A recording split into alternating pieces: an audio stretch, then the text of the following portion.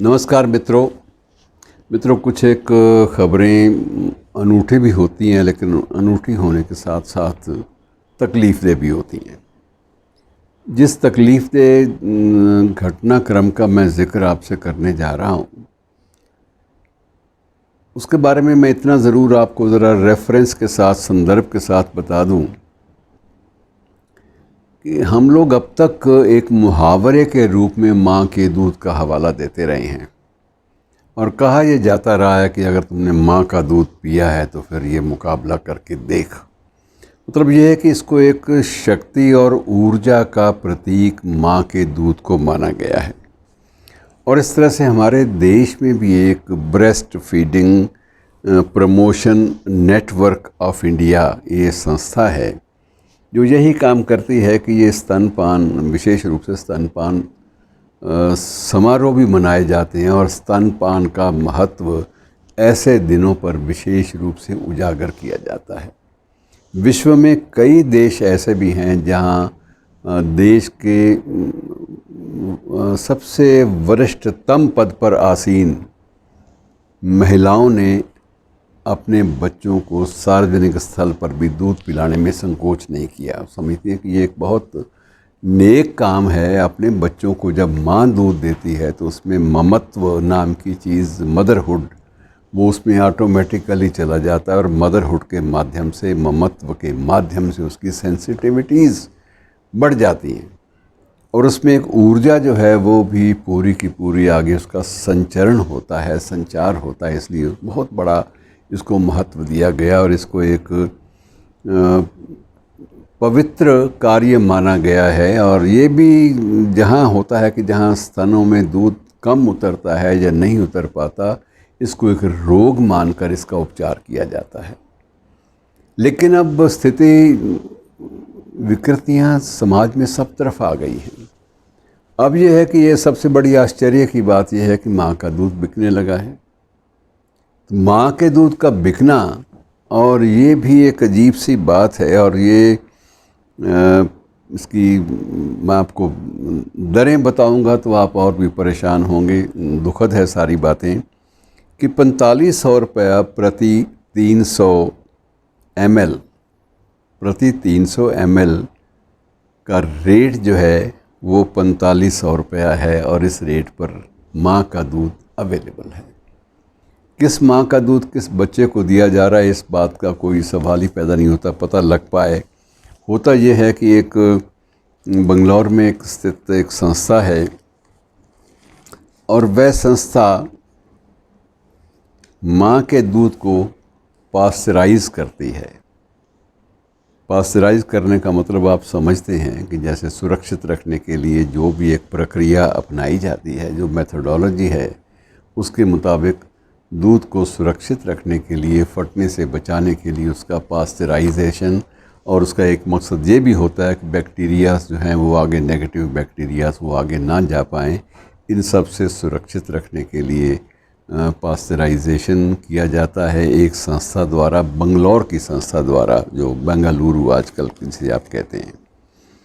और इसमें बाद में जब ऐसी प्रक्रिया आरंभ हो गई तो इस पर शोध कार्य भी शुरू हुए और शोध कार्य जब शुरू हुए तब ये है कि ये माना गया कि ये तो गलत है। गलत इसलिए माना गया कि जिन माँओं का दूध नहीं उतरता, अगर उनके बच्चों को किसी माँ का दूध मिल जाए तो ये तो ठीक है यहाँ तक, लेकिन स्तनपान के द्वारा दूध मिले वो अलग बात है। और दूसरी बात यह है कि अगर वो दूध इस तरह से ख़रीद कर बेचना, ये एक वैसे तो एक पाप माना जाता है और इसको अपराध भी माना जाना चाहिए कानून की नज़रों में, लेकिन ये अभी तक इसको कानूनी रूप से अपराध के रूप में घोषित नहीं किया गया। जबकि वस्तुस्थिति ये है कि इस प्रक्रिया के नाम पर शोषण भी हो रहा है। बहुत सारी जो गरीब परिवारों की जो महिलाएं हैं वो अपने बच्चे के हिस्से का दूध बचाकर, बच्चे को तो बाज़ार वाला दूध वो पिलाकर गुजारा कर लेती हैं, लेकिन अपने दूध की थोड़ी सी मात्रा उसको देने के बाद शेष दूध बेच देती हैं। उनके पास इसके अलावा उनके पास एक तर्क है कि अगर हम ये नहीं करेंगे तो ये बच्चा पलेगा कैसे, बच्चे के लिए हम संसाधन कहाँ से जुटाएंगे। एक बहाना है चीज़ों का, और इसी एक तर्क, इसी एक दलील के आधार पर वो माएँ जो हैं कुछ संस्थाओं को स्वयं अपना दूध बेचती हैं और उस सारे दूध को पास्चराइज्ड करके 4500 रुपये प्रति 30 मिलीग्राम के रेट पे बेच दिया जाता है।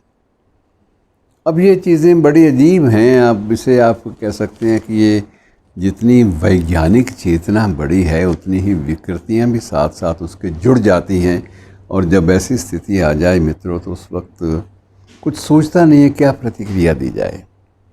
ये स्वाभाविक है कि कुछ लोग इसको पुण्य कार्य भी मानते हैं कि अगर हॉस्पिटल में, अस्पताल में एक माँ अगर दाखिल है एक पेशेंट के तौर पे और उसे दूध पिलाने की, अपने नवजात बच्चे को दूध पिलाने की अनुमति नहीं है, तो ऐसी स्थिति में जो भी स्तनपान में समर्थ हैं महिलाएं, उनसे उनकी सेवाएं ले ली जाती हैं, ये बात अलग है।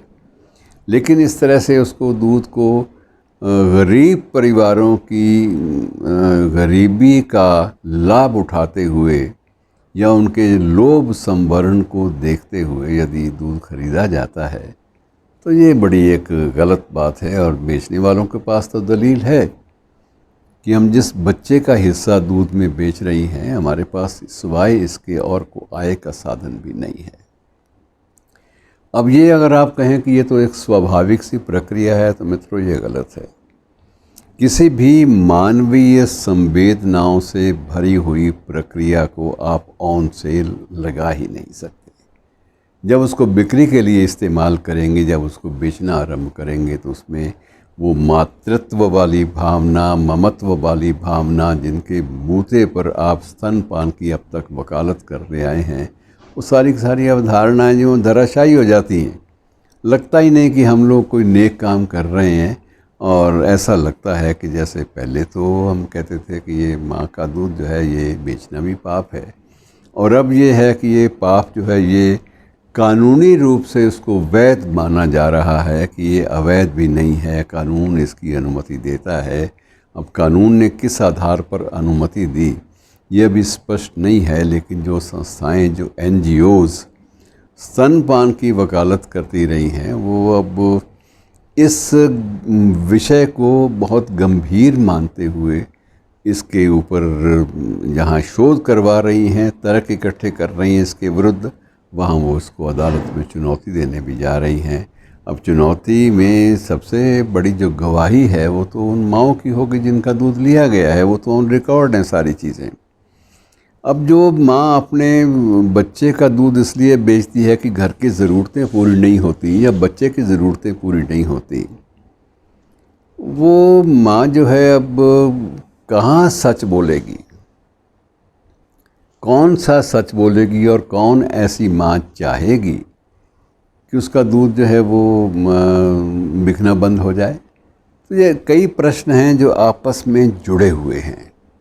इसमें आर्थिक पहलू भी है, सामाजिक पहलू भी है, इसमें नैतिक पहलू भी है और स्वास्थ्यगत पहलू भी है। बहुत सारी बातें जुड़ गई हैं मित्रों, लेकिन अभी तक हमारी मानवीय संवेदनाएं ऐसी खबर को, ऐसी पुष्ट खबर को, कन्फर्म्ड हो चुकी खबर को पचाने में अभी तक समर्थ नहीं हो पा रही। शुक्रिया, धन्यवाद।